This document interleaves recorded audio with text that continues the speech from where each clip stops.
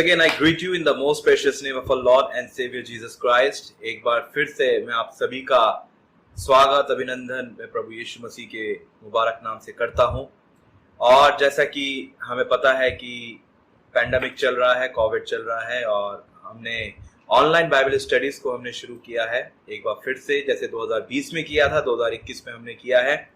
और पादी साहब का मैं धन्यवाद देता हूं जिन्होंने इनिशिएटिव लिया और thrice in a week Bible study का जो उन्होंने एक प्लान जो हमने रखा है कलीसिया के आगे, और आप लोग ज्वाइन हो और इसके दौरान आप परमेश्वर की आशीषों को लें और बाइबल के बारे में सीखें और डीप नॉलेज लें कि वास्तव में परमेश्वर हमें क्या सिखाना चाहते हैं अपने वचन के द्वारा।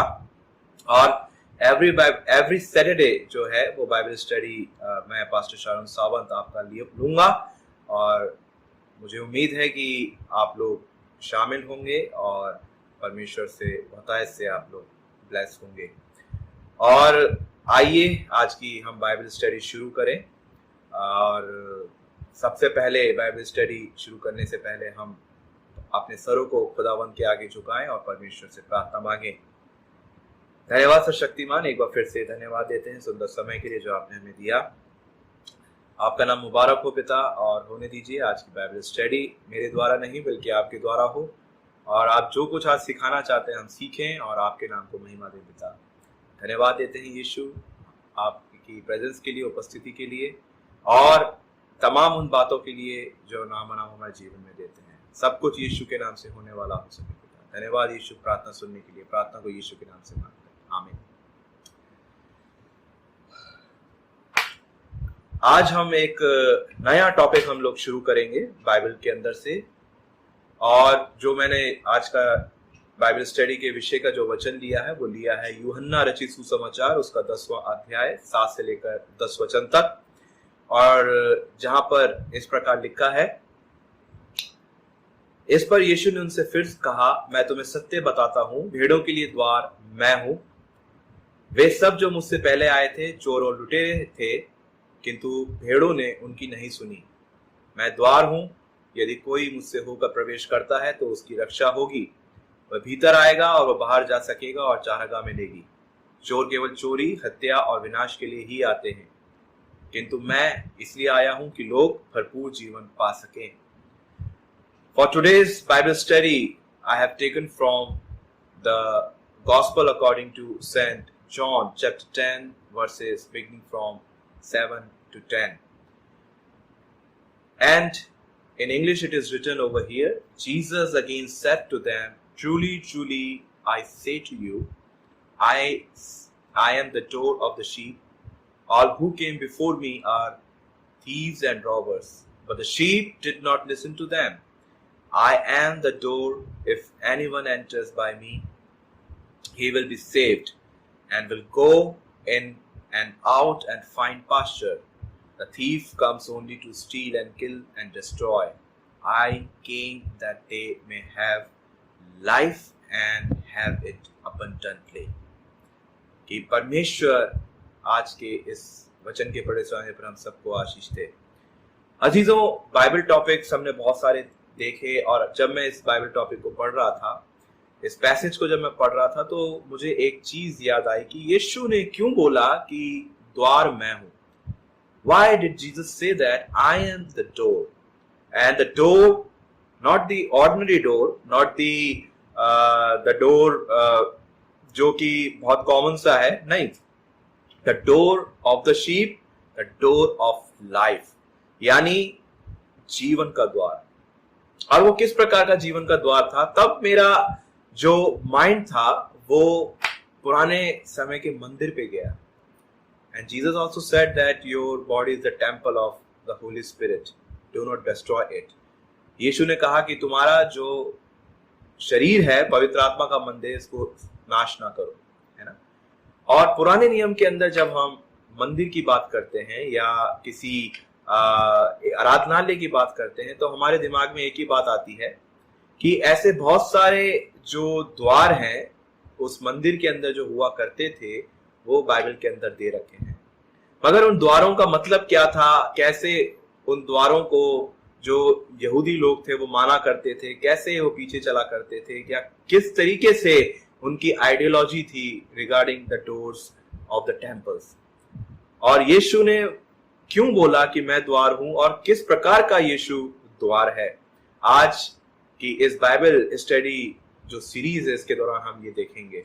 इसलिए मैंने बाइबल स्टडी का जो शीर्षक लिया है वो लिया है gates of the temple and Jesus in the old Testament, यानी मंदिर के द्वार और पुराने नियम में यीशु मसीह।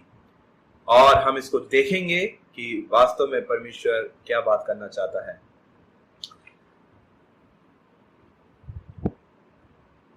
हम ये भी देखेंगे कि जो द्वार है उसकी पोटेंशियलिटी क्या है, उसका सिग्निफिकेंट मीनिंग क्या है, और क्यों पुराने नियम के अंदर जो द्वार थे, है ना, उसके अंदर वो क्यों मेंशन किया गया। Today we will learn the significant meaning of the gates and its potentiality in the old testamental environment. Gates or doors, you can say, that having types of woods and iron etc. जब हम बात करते हैं द्वार की या किसी दरवाजे की या गेट की, तो या तो वो लकड़ियों के बने होते हैं या बढ़िया लोहे के बने होते हैं, और जो अच्छे पेंटेड होते हैं, बहुत सारी चीजें लोग सजाते हैं गेट्स या उस द्वार पे, है ना। और फिर जब हम बात करते हैं द्वार की कि ये क्यों काम आता है ना, क्यों हम गेट्स को लगाते हैं, ताकि हमारा घर या हमारा जो नगर है वो सुरक्षित रह सके, है ना। चाहे अजनबी लोग हों, चाहे चोर हों, चाहे लुटेरे हों, चाहे डाकू हों, उनसे हम लोग सुरक्षित रह सके, जानवरों से हम लोग सुरक्षित रह सके। इसलिए हम जो इम्पोर्टेंस है गेट की वो हम जानते हैं। और ये भी जानते हैं कि द्वार बाहर, अंदर और बाहर आने जाने के लिए भी इस्तेमाल किया जाता है, ताकि अगर ये द्वार खुला हुआ है तो हम अंदर जाएंगे, बाहर आएंगे, अगर बंद है तो ना अंदर जा सकते हैं और ना अंदर वाला बाहर आ सकता है। ये एक जनरल एक कॉन्सेप्ट है जो हम रखते हैं, है ना। So everyone knows the importance of gate and doors in the house और in a building. According to the biblical narrative, Solomon's temple, also known as the first temple, was a temple in the biblical narrative, in the biblical Jerusalem, और जिसको कहा जाता है बेत हा मिकदश। और यहाँ पर जब हम मंदिरों की बात करेंगे, सबसे पहले हम देखेंगे कि मंदिर जो थे, जो बनाया गया था राजा सुलेमान के द्वारा, उसका मतलब क्या है और वो कैसे अपने एग्जिस्टेंस के अंदर बाइबल के अंदर आया। और जब हम बात करते हैं जो पहला जो मंदिर बनाया गया था राजा सुलेमान के द्वारा, वो यरूशलेम में बनाया गया था, जिसको बेत हा मिकदश भी इब्रानी भाषा में कहते हैं। और ये 957 BCE के अंदर इसको पूरा किया था। और बाद में जब हम देखते हैं 586 या 587 BCE को, तो नबूकदनेस्सर जो कि बेबीलोनियन किंग था नबूकदनेस्सर, उसने इस मंदिर को लूट लिया था और बहुत सारे चीजों को उसने वहां पर शुरू किया था। Who also deported the Jews to Babylon, और वहां से वो यहूदियों को भी बंदी बनाकर बेबीलोन में लेकर आया था। The destruction of the temple and the deportation were seen as fulfillment of prophecies and strengthen Judaic religious belief। और यहाँ पर जब हम इन चीजों को भी देखते हैं कि मंदिर का नाश होना, मंदिर का बनाया जाना, और फिर उसके बाद यहूदियों का एग्जाइल में आना, और इस तरीके से जब हम देखते हैं जो कि 586-587 BC के अंदर हुआ नबूकदनेस्सर के द्वारा, वो एक प्रोफेसी थी जो कि यहूदी कम्युनिटी के अंदर वो प्रोफेसी पूरी हुई एक भविष्यवाणी के रूप में। और हम ये भी देखते हैं, भविष्यवाणियों का भी देखते हैं कि जब जब हमने बाइबल की भविष्यवाणियां कोई सी भी देखी तो वो कैसे उसका फुलफिलमेंट भविष्यवाणियों का हुआ। ऐसे बहुत सारी चीजें हम इस मंदिर के रिगार्डिंग देखेंगे और फिर कनेक्ट करेंगे कि ये जो मंदिर है ये प्रभु यीशु मसीह के अंदर कैसे पाया जाता है और प्रभु यीशु मसीह इस मंदिर का द्वार किस तरीके से है। फिर जब हम आगे बढ़ते हैं अजीजों, the Hebrew Bible which means the Old Testament describes how Solomon's father David, the greatest warrior and the prince and the king, united Israelites and Israel tribes and captured Jerusalem and brought the Israel center artifact, the Ark of the Covenant, into the city. और जब हम राजा दाऊद की भी बात करते हैं तो एक बहुत ही महान एक वो राजा हुए और एक योद्धा भी बहुत महान हुए, और वो सुलेमान के वो पिता थे। और देखते हैं जब मंदिरों की बात करते हैं तो किस तरीके से जो राजा दाऊद था उन्होंने यरूशलेम को कैप्चर किया, और कैसे जो आर्क ऑफ द कवनेंट यानी वाचा का जो संदूक था, कैसे जो राजा दाऊद उसने वहां पर एस्टैब्लिश किया, उसको स्थापित किया। और फिर हम जब हम बढ़ते हैं बिब्लिकल नैरेटिव्स के अंदर तो हम ये भी देखते हैं कि दाऊद राजा ने मोराया पर्वत पर जो यरूशलेम में पाया जाता है वहां पर उसने एक उद्देश्य को रखा था कि इसके ऊपर मैं एक मंदिर बनाऊंगा और उस मंदिर के अंदर मैं वाचा के संदूक को स्थापित करूंगा। And David chose Mount Moriah in Jerusalem as the site for the future temple to house the ark, today known as the Temple Mount or Haram al-Sharif, और जो आज हराम अल शरीफ या फिर हरम अल शरीफ या फिर वो टेम्पल माउंट के नाम से वो जाना जाता है। However, God would not let him build the temple, for he had shed much blood. यानी जो राजा दाऊद था, परमेश्वर ने उससे को मना कर दिया था कि तू मंदिर को नहीं बनाएगा क्योंकि तेरे हाथ खून से रंगे हुए हैं, है ना। Instead, his son Solomon, known for being an ambitious builder of public works, built it. यानी उसकी बजाय परमेश्वर ने राजा दाऊद के बेटे सुलेमान को चुना, और उसका इंटरेस्ट भी था बिल्डिंग्स बनाने का, और उसने इस मंदिर की स्थापना की, इस मंदिर को बनाया, है ना।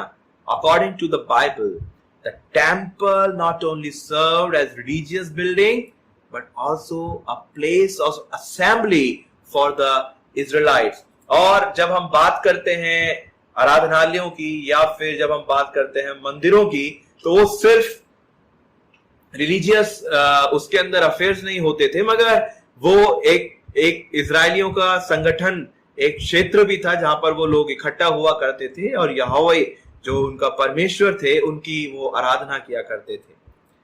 जब हम आगे बढ़ते हैं मंदिर के बारे में तो यहाँ पर एक बहुत ही डिस्टर्बिंग सा एक फैक्ट सामने निकल कर आता है, और वो फैक्ट है scholarly views regarding Solomon's temple. यानी जो विद्वान हैं, जो दार्शनिक हैं, उनके जो व्यूज हैं सोलोमन के टेम्पल के लिए या सुलेमान के मंदिर के लिए, वो क्या क्या है, वो भी हम इसके अंदर अभी देखते हैं। There is a general agreement that a ritual structure existed on the Temple Mount by the point of the Babylonian siege of Jerusalem. However, serious doubts remain in attributing it or its construction to Solomon or any king roughly contemporaneous to his lifetime. Scholars doubt the veracity of the biblical account, as no evidence for the existence of Solomon's temple has been found, and the temple is not mentioned in extra biblical accounts. यानी कई जो दार्शनिक हैं या कई प्रकार के जो विद्वान हैं, वो सुलेमान का जो मंदिर है उसको एक मिथ मानते हैं। उसको कहते हैं कि ये एक्स्ट्रा बिब्लिकल अकाउंट जो है उसके अंदर इसकी कोई मान्यता नहीं है या वो आया नहीं है, और कैसे ये हो सकता है कि वो मंदिर सुलेमान ने बना। बहुत सारे डाउट्स और असमंजस की बातें ऐसे स्कॉलर्स करते हैं कि ये जो मंदिर है सुलेमान ने नहीं बनाया बल्कि किसी और ने बनाया। और वो क्यों कहते हैं कि जब बेबीलोनियन जब यरूशलेम को जब उन्होंने सीज किया यानी जब उस पे आक्रमण करके उसको बंदी बनाया, तो उन्होंने अपनी मूर्तियों को स्थापित किया उस मंदिर के अंदर, और ऐसे ऐसे उस मंदिर के अंदर कार्य किए जो कि परमेश्वर की दृष्टि में ग्रहण योग्य नहीं थे। इसलिए जब अभी के मंदिरों की बात करते हैं तो काफी ऐसे तथ्य हैं जो पाए जाते हैं, जो अकॉर्डिंग टू दीज स्कॉलर जो पुष्टि करते हैं कि ये मंदिर सुलेमान के द्वारा नहीं बल्कि बेबीलोनियंस के द्वारा ये बनाया गया हो सकता है। फिर जब हम आगे बात करते हैं कि artifact supposedly proving the existence of Solomon's temple and ivory pomegranate and a 9th century BCE stone tablet have turned out to be fakes। यानी जो सुलेमान का जो मंदिर था उसके अंदर बहुत सारी चीजें सुलेमान के रिलेटेड भी पाई गई हैं, है ना, कि सुलेमान ने क्या क्या चीज बनाए और किस तरीके से सुलेमान ने उस मंदिर की स्थापना करी। और 9th सेंचुरी के अंदर स्टोन टैबलेट भी, जब स्टोन यानी आज्ञाओं की जो तख्ती जो थी वो जब उसने एस्टेब्लिश करी, स्थापित करी उसके अंदर, तो वो भी उन स्कॉलर्स के द्वारा अकॉर्डिंग वो मान्य नहीं है ना, मगर ये चीज एग्जिस्ट करती है। Many scholars believe that the inscription on a pottery shard known as ostracon 18 written around 600 BCE references the temple in Jerusalem. If so, it would be the only extra biblical corroboration of the temple found. और कई जो scholars हैं वो ये भी मानते हैं कि 600 BC के अंदर जो पोएट्रीज जो राजा सुलेमान के द्वारा जो लिखी गई वो उस मंदिर के अंदर पाई भी जाती है। और एक्स्ट्रा बिब्लिकल अकाउंट की जब हम बात करें तो सुलेमान की पोएट्री, सुलेमान के जो नीति वचन हैं उसकी कुछ झलकियां उसके अंदर पाई जाती हैं, तख्तियों के अंदर वो मिला, और जिसके द्वारा वो ये कहते हैं कि हाँ जो ये मंदिर है सुलेमान के द्वारा ही बनाया गया। खैर ये हमारा जो विषय था ये सिर्फ मंदिर के बारे में एक ओपिनियन था कि जो मंदिर है क्या वो सुलेमान के द्वारा बनाया गया या वो किसी और के द्वारा बनाया गया। और हम एज अ क्रिश्चियन कम्युनिटी और एज अ बिलीवर हम ये बिलीव करते हैं कि जो ये मंदिर है ये सुलेमान के द्वारा ही बनाया गया, वरना अगर ये सुलेमान के द्वारा नहीं बनाया जाता तो परमेश्वर की जो वाचा है या परमेश्वर का जो दिया गया जो उद्देश्य था राजा दाऊद के लिए वो झूठा ठहरता। मगर यहां पर जब ये पुष्टियां जब की गई तो फाइनल जो कंक्लूजन था वो ये था स्कॉलरली कि ये जो मंदिर है भले ही इसकी कुछ झलकियां बाइबल के अंदर दे रखी हैं, मगर एक्स्ट्रा बिब्लिकल अकाउंट के अंदर इनको जब हम संजोते हैं या इनको जब हम कलेक्ट करते हैं तो ये पुष्टि करता है कि राजा सुलेमान के द्वारा ही ये चीज मंदिर जो है बनाया गया। अब जब हम लिटरेचर्स की बात करते हैं, the temple in the old testament या in the ancient literature, rabbinic sources state that the first temple stood for 410 years and based on the 2nd century work Sedar Olam Rabbah placed construction in 8032 BCE and destruction in 422 BCE, which is 165 years later than the secular estimation. जब हम पुराने जमाने की literatures की बात करते हैं तो उसके अंदर जो सुलेमान का जो मंदिर बनाया गया या जो पहला मंदिर जो बनाया गया वो 410 ईस्वी में बनाया, 410 BCE के अंदर उसको बनाया गया। और जो बताता है एक सेदार ओलाम रबा का वर्क, यानी उसके द्वारा वो कैसे उसके कंस्ट्रक्शन किया गया और फाइनल कंस्ट्रक्शन जो हुआ वो हुआ था 832 BCE और इसका जो डिस्ट्रक्शन हुआ था वो था 422 BCE के अंदर, जो 165 वर्ष अगर जब हम कैलकुलेशन निकालें तो इसके अंदर ये डिफरेंस पाया जाता है। और एक जेविश हिस्टोरियन थे जिनका नाम था जोसेफस, जिनका पूरा नाम था टाइटस फ्लेवियस जोसेफस, और जो योसेफ बेन मत्तित्याहु के वो बेटे थे, और फर्स्ट सेंचुरी के वो रोमियो जेविश हिस्टोरियन वो कहलाए, जिनका जन्म यरूशलेम के अंदर हुआ था, और जो पार्ट था रोमन जूडिया का। और उनके जो पिता थे वो प्रीस्टली फैमिली से यानी याजकीय परिवार से वो संबंध को रखते थे, और उनकी जो मां थी वो एक रॉयल फैमिली से अपने संबंधों को रखती थी, यानी जो एंसेस्ट्री थी प्रीस्टली और रॉयल एंसेस्ट्री थी, जहां से उनके माता पिता आना रखते थे। If we talk about the historicity of Flavius Josephus, the part of Roman Judea, to a father of priestly descent and a mother who claimed royal ancestry, says the temple was burned 470 years, 6 months, and 10 days after it was built. The temple was subsequently replaced with the second temple in 516 BCE. In the Bible, the book of 2 Samuel, Hiram, the king of the Phoenician state Tyre, becomes an ally of David following his conquest of Jerusalem. The friendship continues after Solomon succeeds David, and a literary account of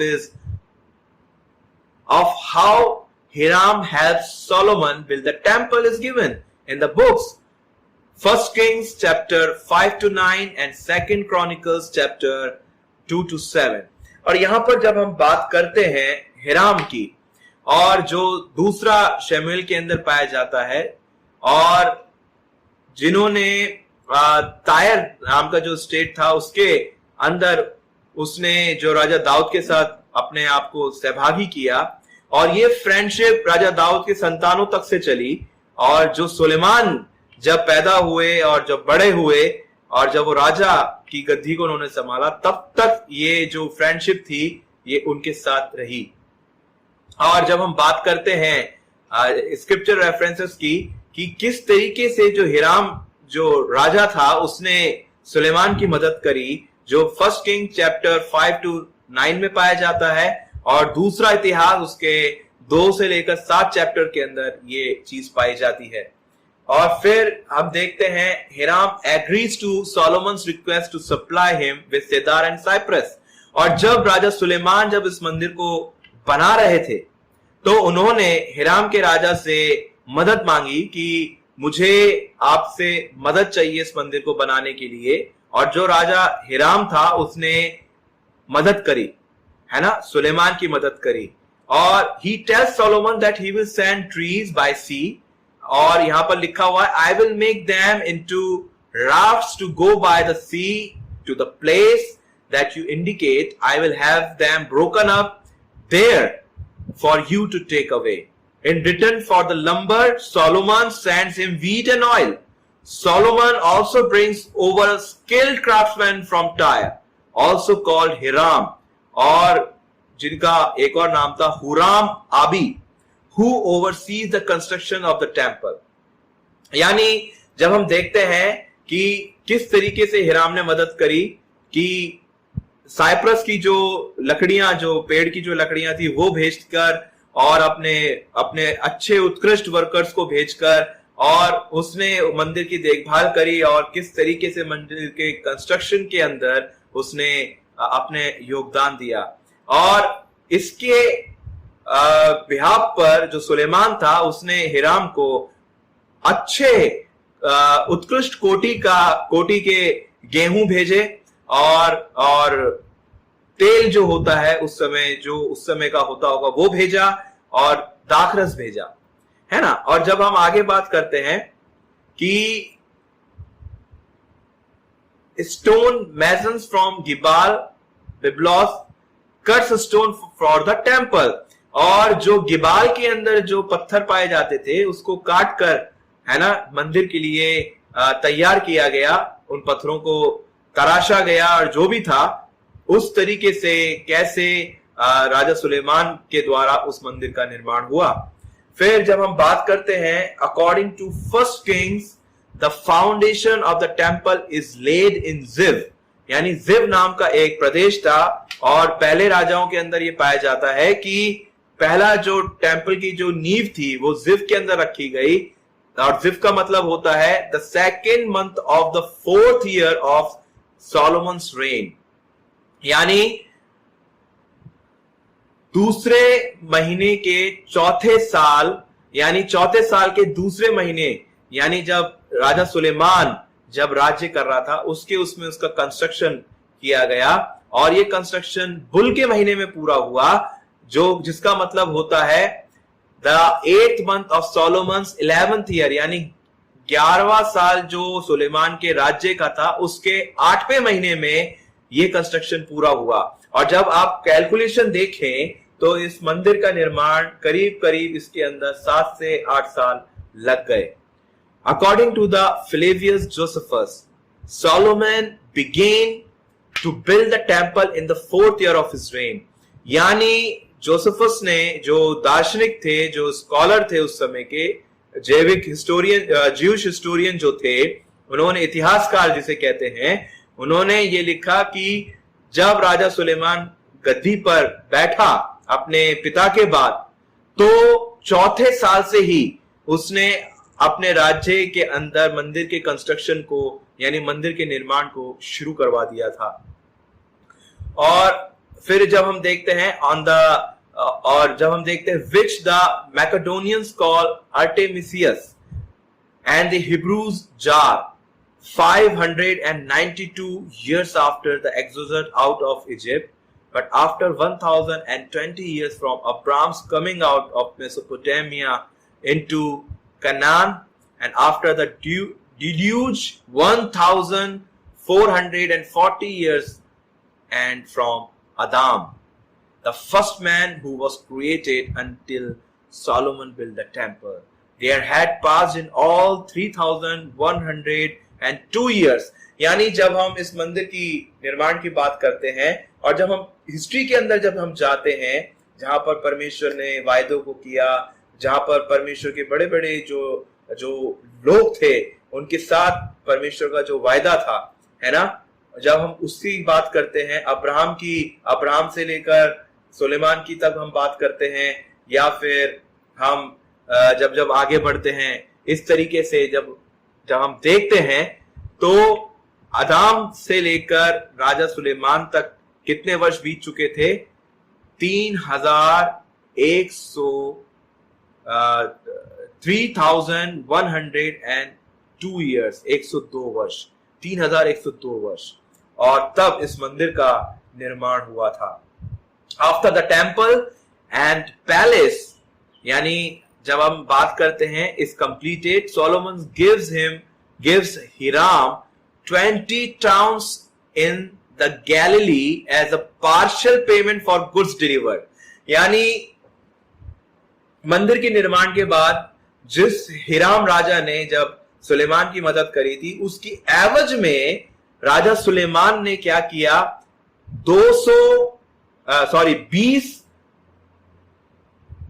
20 towns, यानी 20 जो कस्बे थे जो Galilei के अंदर पाए जाते थे, उसको हिराम को दिया, यानी उसके अंडर में कर दिया। But when Hiram comes to see the towns, he isn't pleased. और जब जो हिराम थे, जब वो आया, उसने जब 20 जो कस्बे थे उनको देखा तो वो खुश नहीं हुआ। और वो वहां पर वो बोलते हैं, वो लिखते हैं कि what are these towns that you have given me my brother, he asked, कि ये किस तरीके के जो शहर हैं ये तूने मुझे क्यों दिए मेरे भाई, है ना। वो एक व्यंग्यात्मक तरीके से वो सुलेमान से बात कर रहे थे, मगर फिर भी क्या कहते हैं, हिराम की दोस्ती और सुलेमान की दोस्ती आपस के अंदर बनी रही। और फिर जब हम आगे बढ़ते हैं, the book second Chronicles fills in some details of the construction not given in first Kings, यानी जब हम दूसरे इतिहास की बात करते हैं जो पहले राजाओं के अंदर मंदिर के कंस्ट्रक्शन के बारे में नहीं दे रखा, मगर इसके अंदर कुछ चीजें डिटेल्स के अंदर बता रखी है दूसरे क्रॉनिकल्स के अंदर. It is stated that the trees sent and rods were sent to the city of Zophah on the Mediterranean coast, and in return for the lumber supplied Solomon in addition to the wheat and oil and sent wine to Hiram. जैसा मैंने अभी आपको बताया कि सुलेमान ने क्या क्या दिया, और जो उस समय आवागमन के जो साधन हुआ करते थे वो मेडिटेरियन सी यानी जो सागर था उसके द्वारा ही हुआ करता था, मध्य सागर के द्वारा, और वही यातायात का साधन था यानी शिप और वगैरह से ये सारे जितने भी कमर्शियल जो अफेयर्स थे, कमर्शियल डीलिंग्स थी, ये दो राजाओं के बीच या दो राज्यों के बीच हुआ करती थी. और दूसरे क्रॉनिकल्स के अंदर इसकी डिटेल्स दे रखी है. और जब हम पहले राजाओं की बात करते हैं 8वां अध्याय 10 से लेकर 66 तक, और सेकंड क्रॉनिकल्स 6 यानी दूसरा इतिहास उसका अध्याय 6 1 से 42 तक जब हम देखते हैं तो ये बताता है कि मंदिर का जो डेडिकेशन था, समर्पण था, जो सुलेमान ने समर्पित किया वो किस तरीके से किया. फिर जब हम मंदिर के आगे बढ़ते हैं, when the priest emerged from the holy of holies after placing the ark there, और जो याजक था उसने उस महापवित्र उस वाचा के संदूक को वहां पर उसने स्थापित किया, जो राजा दाऊद का जो उद्देश्य था, है ना. मगर परमेश्वर ने राजा दाऊद को मना कर दिया था कि तू नहीं करेगा, मगर यहाँ पर सुलेमान को परमेश्वर ने एक अवसर दिया कि मेरे मंदिर की स्थापना करके वो जो मैंने वाचा जो तेरे पूर्वजों से बांधी थी उस संदूक को उस मंदिर में स्थापित करे, और उसने याजक के द्वारा ऐसे ही किया. The temple was filled with an overpowering cloud which interrupted the dedication ceremony. और जब ये डेडिकेशन जो सेरेमनी जो हो रही थी उस समय, तो एक काले गहरे बादल ने उनको आके घेर लिया था और वहां पर वो सेरेमनी रुक गई. अब फिर वहां पर लिखा हुआ है, for the glory of the Lord had filled the house of the Lord. The priest could not stand to minister. यानी जो याजक था वो तो खड़ा नहीं रह पाया, और परमेश्वर की महिमा के बादलों ने, है ना, उस जगह को घेर लिया था. पहला राजाओं 8वां अध्याय 10 से लेकर 11 वचन, दूसरा इतिहास 5वां अध्याय 13 और 14 वचन. और यहाँ पर सोलोमन इंटरप्रेट करता है इस चीज का. वो कहता है, Solomon interpreted the cloud as proof that his pious work was accepted. और यहाँ पर सुलेमान उस मंदिर के बारे में कहता है कि परमेश्वर का धन्यवाद हो कि परमेश्वर ने मेरे इस कार्य को, जो कि धार्मिक कार्य है, जो मंदिर का मैंने निर्माण करवाया, परमेश्वर ने इसको स्वीकार लिया है ना. यहाँ पर कितनी अच्छी बात है, जब कोई निर्माण होता था या कुछ भी होता था, जब परमेश्वर को डेडिकेट करते थे तो इंस्टेंट, अगर वो सच्चा है तो परमेश्वर इंस्टेंट आकर उस जगह को अपनी प्रेजेंस से भर देते थे, और वो प्रेजेंस के अंदर लोग गवाहियां देते थे कि परमेश्वर ने मेरे उस समर्पण को या मेरे डेडिकेशन को या मेरे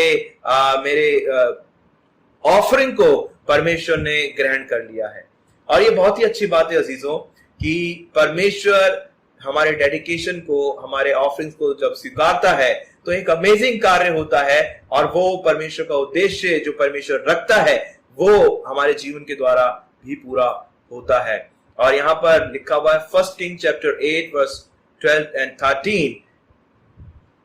The Lord has said that He would dwell in thick darkness. I have built you an exalted house, a place for you to dwell in forever.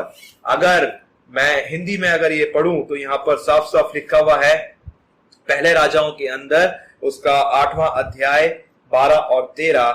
और यहाँ पर मैं आपके सामने पढ़ दूंगा इस मंदिर के बारे में कि यहाँ पर 12 और 13 के अंदर क्या है. तब सुलेमान कहने लगा, यहोवा ने कहा था कि मैं घोर अंधकार में वास किए रहूंगा.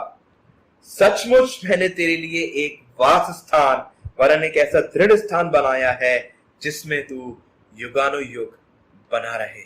Hallelujah. What a dedication of Solomon, King Solomon, we can see over here. कितना महान एक समर्पण का कार्य राजा सुलेमान ने किया।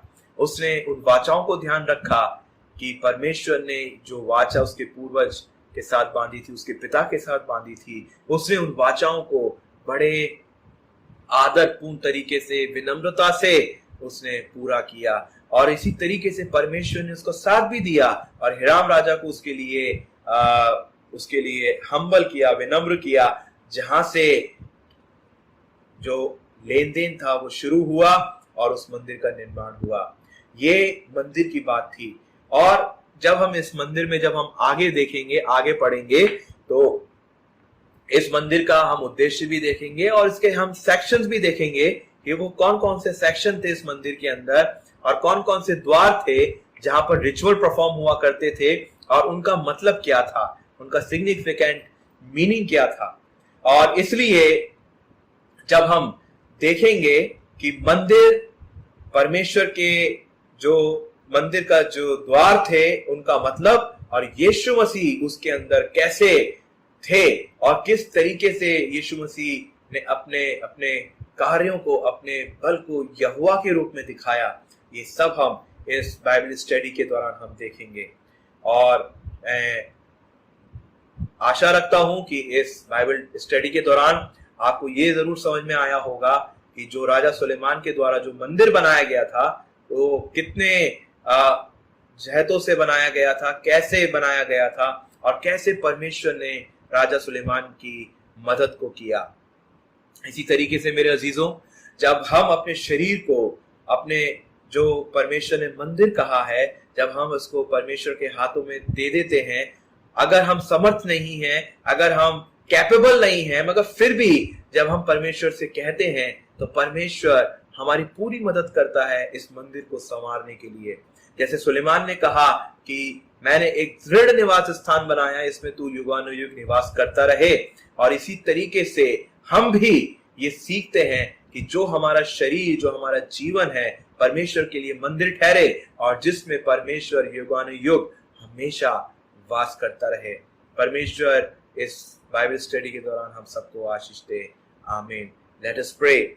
Thank you, dear gracious Heavenly Father, for the wonderful time that you have given us, Lord, and thank you for the such wonderful words that you have given us as we are studying on the topic, the gates of the temple and Jesus in the Old Testament. Lord, please reveal your will and also reveal your wisdom and provide your wisdom to us, so whatever we may learn, it may acceptable unto you and it may bring glory of you, O Lord. And Lord, also you may be exalted through our deeds and actions, Lord. And those who are watching this Bible study, those who are partaking in this Bible studies, O Lord, we commit each and every members of the AMC into your mighty hand, Lord. Be with them, bless them abundantly, and Lord, let our body, let our soul, spirit, our lives be acceptable unto you, and let it be like a temple for you, O Lord. And Lord, dwell among us, dwell in us, O Lord. And Lord, we dedicate and we surrender ourselves into your mighty hand. And thank you for the such wonderful privilege once again you have given us, O Lord, in the form of Bible study. And Lord, all we glorify your name, we exalt your name on high, we adore you, O Lord. And thank you for each and everything. Thank you for your blessings and for your mercies.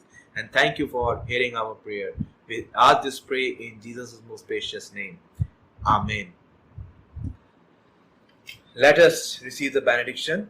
And now may the grace of the Lord and the love of God and the sweet communion of the Holy Spirit rest and abide with all of us, especially with AMC congregation, now and forevermore. Amen. May God bless you. आप safe रहें, अपने घरों पर stay करें और परमेश्वर आप सबको आशीष दे, आप सबको प्रोटेक्ट करे। Thank you so much.